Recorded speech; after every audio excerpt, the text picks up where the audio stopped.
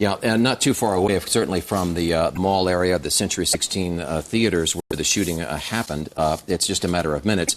Right down the road from there, just south, is, of course, the high school there, Gateway High School, and that's where Tyler Lopez is standing by. Tyler, you've witnessed many families reunited. That's some good news there. It is. I've also talked to some folks here right now, Mitch, who were in Theater 9. This is the ticket stub, the Dark Knight show at the Century Theater, Theater 9, the 12:05 showing. This is Kevin and Brittany, both 20 years old. Kevin, let's start with you. You told me you were seated at the back of the theater to the right side, so then down a linear line straight ahead at the front by the screen is where the shooter was. Exactly. What do you remember seeing? Tell me about that. I just remember seeing a silhouette in the corner, and there was gunshots going off. You could see the sparks coming out of the barrel, and everybody was just trying to run for cover. We actually ducked for cover at one point.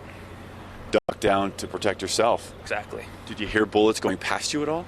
No, that's exactly what I was listening for, is bullets going past us, and once I stopped hearing the gunshots, we decided it was time to get out of there. Now, the movie's going on. How tough was it to hear? At what point did the sound end, or did it end at all? The movie just kept going, but, everybody was screaming and hollering and just trying to duck for cover that, the movie didn't matter anymore.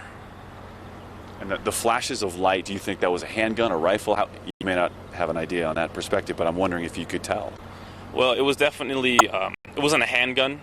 It wasn't a shotgun. I don't think it was a shotgun because he was shooting it really fast, really consistently. It was more than likely some type of rifle. How many shots do you think were fired? We heard about between 15 and 20. You were able to get out with everybody else by simply running up the exits away from the shooter. Yeah, everybody was just trying to cram out one door, and it was just a mad scramble. Let's talk to Brittany now. You had some perspective I thought was interesting about the canisters. Do you see the canisters going up before the gunshots go off? Yes, I saw the canisters going up in the air, one or more of them, and I saw the smoke trail behind them and wasn't sure what was going on until later when they hit the floor, and suddenly there was explosions, and then the gunshots started after that.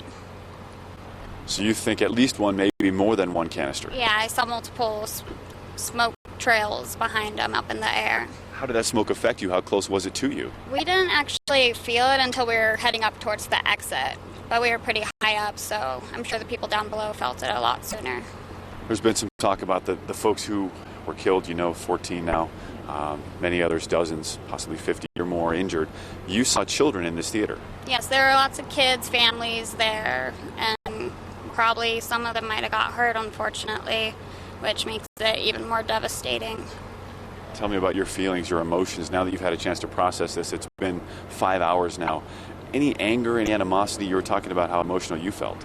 It's a very emotional situation because all those people were just innocent people watching a movie, and suddenly somebody comes and starts killing them. I can't imagine what it was like to be up close and personal with that, let alone it was scary enough being farther away. Scary enough to be there, of all places, at that time. Yes, it was surreal. I can't believe that I was there. It didn't seem like it was really happening, but it was very real once all the gunshots and screams started.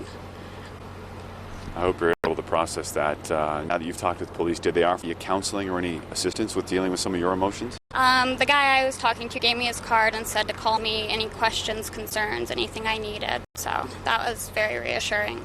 Good to know. Let's talk about the mechanics, if we can, Kevin, about the interview process here at Gateway High School. You folks were in the cafeteria at first? Yeah, we were just, crowded in there, just waiting to be called out. And then when they did that, did they call you individually? How did it go? It was 2x2 or 3x3, and we were all just sitting at a table, taking notes.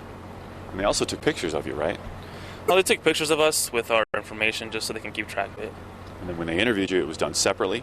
Yeah, it was separately, individual interviews. Okay. Did they give you any other information about other suspects or anything they might be looking for?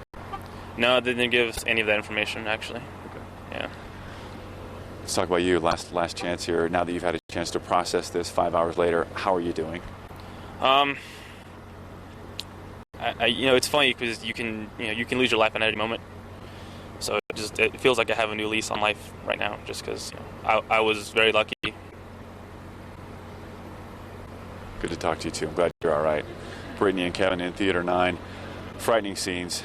Going to see a movie, you see canisters flying in the air, you hear an explosion, then gunshots, you see the burst from the rifle itself as it's happening. Just an incredible scene.